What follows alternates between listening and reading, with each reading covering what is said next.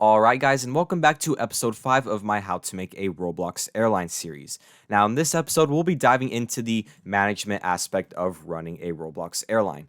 Now what do I mean by this? Basically, we're going to be managing staff applications, the training server, the training process, the staff server, managing your staff team through like departments and stuff like that, the HR team, handbooks, documents, all that. Trust me, there's a lot that comes to this episode, so you really want to pay close attention.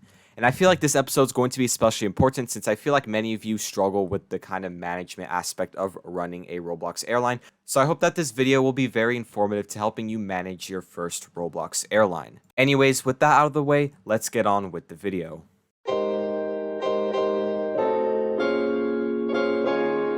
When someone wants to apply for your Roblox airline, you'll need to have a staff application form. This is how people will apply for your airline. Now, it is important to note that within a staff team, there are different departments that make up the staff team. Now, it varies between airlines, but usually it includes a cabin crew, ground crew, and flight deck department at its most basic form. With more popular Roblox airlines, they'll usually have multiple staff applications depending on what department it's for. You can choose to go that route if you'd like, but since we are starting a new airline from scratch, I'd rather recommend you to just use one staff application just to keep things simple. Now, this is the staff application that I've made for Kiwi Air. I'm just going to go over all the little tiny things that I think you should include within your staff application. Obviously, this is going to be at its most basic form, but you're free to work with this. This is just an example to get you started with something. Now, the first thing I'd recommend you have is a requirements list. You want your applicants to meet a certain requirement so that they're qualified to work for your airline. Like I said, this is up to you what kind of requirements you would like, but I have a few as an example over here just so you could get started with something. Now, the next section is basic information. You want to get all the applicants' basic information like their Roblox username, Discord username, and what time zone they're based in. Computer specifications is optional. This is only applies if you're really like a techie nerd. It's basically to make sure that like the applicant doesn't have like a really bad PC or laptop to where they can't run flights without lag. Because if you're going to lag, it's going to be hard to work at a flight. So you just want to make sure that you can get that out of the way. And some other questions like how long have you been part of Row Aviation for? And if you've had any previous experience in Row Aviation, this is always a good one. And then you can also do another section like rating your activity on Roblox and Discord just to make sure that your employee will be fairly active, and then their experience with admin commands, and then which department you wish to apply for. Now for this part, I split it out between each department, but you can basically just ask a few questions like what made you interested in applying, what makes you stand out, and describing the role. This is just a few questions. A lot of airlines, they'll ask a lot more questions, so I definitely suggest that you can like add on to this and add more questions. I mean, this is just a staff application at its most basic form. Google Forms is the most common way people do this, but and it's just the easiest way as well. So yeah.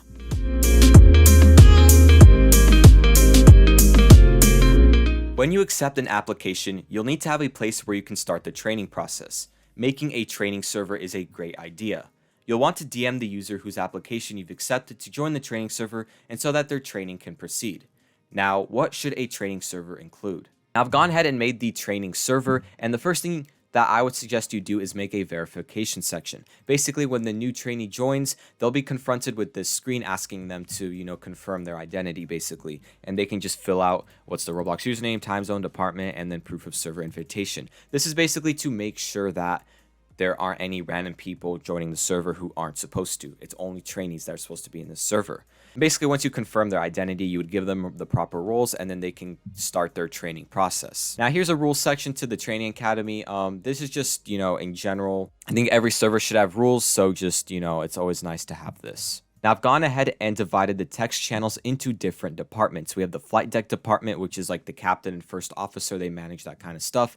Cabin crew, and then ground crew. And basically how I like to format it is we have an information section. So this will guide the trainee into knowing what is expected in their training. And then you have announcements, which there's no announcements yet because we don't have anyone yet because we're still, everything's new. Requests, this is where the trainees can request a training session. And it's basically the same for all the departments. Of course, there is a lot more to add. Just do what's most convenient for you, but this is just a basic form to get started with.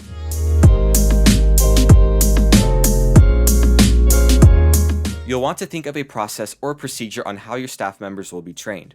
Now, you're very flexible with the way you want to train your staff, but I'll use my preferred method as an example for this video, and you can follow along as a guide if you are lost.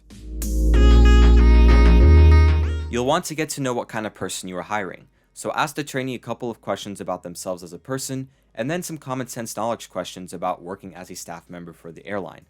Some example interview questions can be, why do you want to work for us? What are the responsibilities of being a staff member? And how will you deal with unruly passengers, etc.? You're very flexible with the questions you want to ask. Make a slideshow that gives all the necessary information about the department the trainee will be working for. Think of it as like a lecture slide that teachers present when you're at school. It's kind of the same thing. I even recommend getting on a voice call with the trainee and sharing your screen and going over the slides and asking questions. Though you don't have to use voice chat since not everyone's comfortable with it, it's just my recommendation. You'll also definitely need a handbook. Handbooks are documents that give helpful information about each department and its role and procedures, etc. I'll go more in depth about handbooks later in the video. Have you and your trainee join an airport and once again go over all the necessary procedures for their department. Why again, you may ask? This is important because it will allow your trainee to get a more hands-on training and get familiarized with the technology and the basic nature of the airport and aircrafts. It also allows you to see their capabilities. A lot of people would skip this step, but I personally like it. It allows you to see how well the trainee is performing and to help them with their weaknesses. This is the final test to make sure that the trainee has understood the protocols and procedures for their department. There are many ways to test them. 1. You can have them join the airport again and have them perform all the procedures in front of you, this time without any assistance from you.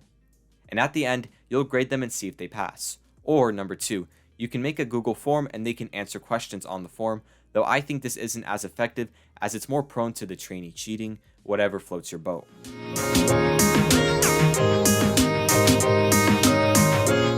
Congratulations, your trainee has passed the training and is officially hired.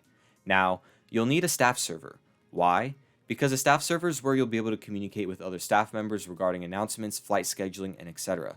Here's what you should have in a staff server. Now this is the staff server. Once again, we want to have a verification section where the new hire will verify themselves just to make sure, once again, that there aren't any random people joining the server. This is the information section. This is also like just the rules, but I just worded it differently. But this is just to tell the new hires what this server's for. And I have database and handbooks.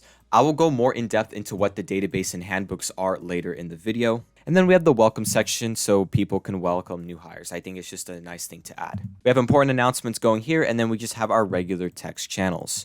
Now here we have the briefing sheets. Now what are briefing sheets? Basically, when a new flight is scheduled by a flight host, they'll post a briefing sheet here, and it gives out all the information about the flight and also a long list of roles that need to be fulfilled for the flight. So they'll need a captain, a first officer, cabin crew, ground crew. And basically, when staff view the briefing sheets, they can head into one of the allocation channels depending on which one they tell them to go to, and they'll basically write a message about the role they wish to perform, and then the flight host will approve or deny the request. It's basically how you're going to get staff to work on each flight. And as you see with the allocation channels, it's always nice to have at least 3 different allocation channels in case you have multiple flights being posted at once. Here's the debrief section. I think it's always nice to have this. Basically, the flight host will post a little debrief, like summary of the flight, how it went, what went wrong, and like improvements that can be made. It's always nice to have a debrief section to summarize how each flight goes. And you also have an inactivity notice section where staff members can post if they're going to be inactive for a long period of time and they can't work. Everybody has their own life. And then voice channels like a staff lounge, meeting room, and on-duty VC. Of course, I definitely think there's more you should add to the staff server. This is just a basic form to get you started with and what generally would be expected.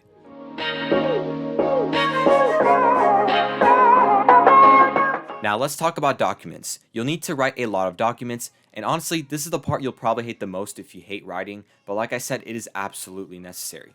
Here are the types of documents that I think you should need when starting out your Roblox airline. You'll need to establish a set of rules for your staff to follow. Now, I highly encourage you to write your own based on your airline's needs, but I'll give some examples of what to include just to get you started. You should have basic staff behavior expectations such as being respectful, being mature, remaining calm in stressful situations, and overall using common sense. Now, you also want on-duty expectations. These are rules that staff members should follow during flights. Use correct grammar, don't admin abuse, and communicate with your team. Even when staff aren't working at flights, your staff team still represents the airline and should behave accordingly. don't leak any documents, don't use admin commands if attending a flight off duty, and overall don't act immature. You also want to include rules on how to properly behave in voice calls during flights. Being in a voice chat with everyone is a great way to communicate with your team during the flight. Don't discuss unrelated topics, don't talk over when someone else is speaking, and honestly, it really just depends on your preferences, what you want to allow and not allow during voice chat. It's really up to you. You want your staff members to attend a certain amount of flights per month so that they aren't inactive. Honestly, I don't think you need this if you're just starting out a Roblox Airline, but keep it in mind for the future. It's there to make sure that staff are actually attending your flights. You should establish a strike system for when staff members don't follow the rules. The way I like to do it is this: strike 1, warning. Strike 2, temporary suspension, and strike 3, permanent suspension from the airline. It is important that you do this so staff are aware that the rules are actually enforced. Now, I could give you the rules document that I've already used, but I'm not going to because honestly, the rules can depend on what preferences you want for your airline. So it is important that you write your own rules document that is tailored to your airline's specific needs. Every airline has some sort of differences in the way they run things. You want your staff to look professional, so you need to establish a dress code policy. Some examples can include using realistic hairs, realistic proportions, and nothing that covers your face, etc. With this, you'll also need uniforms for your staff to look professional and presentable. If you're looking for uniforms, Unify has a lot of high quality ones that you can purchase. As I mentioned previously, you'll need handbooks for each department. It gives information about the department's procedures, expectations, and how to use any sort of technology that is needed, and it makes it easy for staff members to reference. Every airline has different technology, meaning you have to write your own handbook that is tailored to the technology that your airline uses. Now, some of you might ask about how the procedure works for each department. Don't worry, I'll be going more in depth into that in the next episode. A staff database helps keep track of all the staff you have currently hired. I recommend you make a spreadsheet so that you can keep track. It just keeps things more organized. These are the essential handbooks you'll need when starting a Roblox airline. Now, of course, you may need to write more documents depending on your airline's needs, but that is for you to figure out. Every airline is different.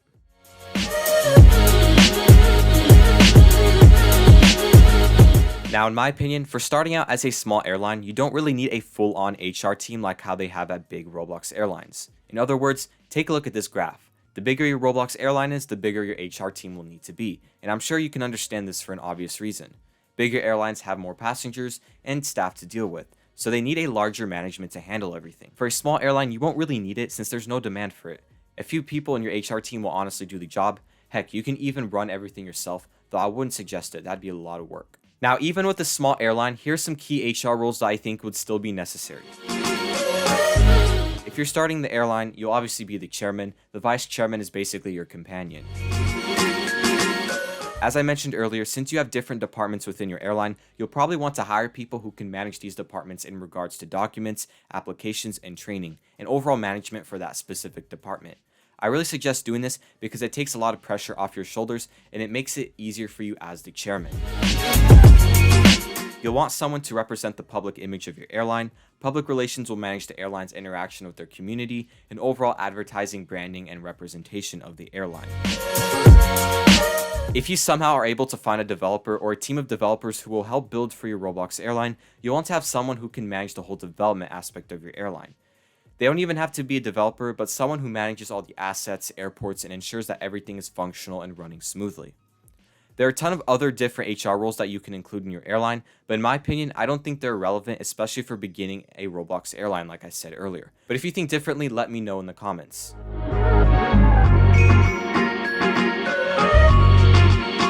Now, technically, you don't have to pay your staff. There aren't any Roblox labor laws that will get you in trouble if you don't pay your staff. It can be all voluntary work, which is fine for smaller airlines who struggle with revenue. However, if you start to get a steady revenue going from your airline, I highly suggest that you pay your staff. Why? Because it'll keep your staff much more motivated to work for your airline, and all the bigger airlines do it as well. It's understandable if you can't pay your staff at the beginning, but later on, just keep that in mind. And yeah, that is it for episode 5. I really hope that you found this video informative. If you have a question, feel free to leave it in the comments below, and I will try my best to reach out to you and answer the question. In episode 6, we're going to be focusing on actually running a flight and the whole flight procedure from our flight host perspective, and also the procedure for each of the departments during the flight. Other than that, thank you guys so much for watching, and I'll see you guys in the next video.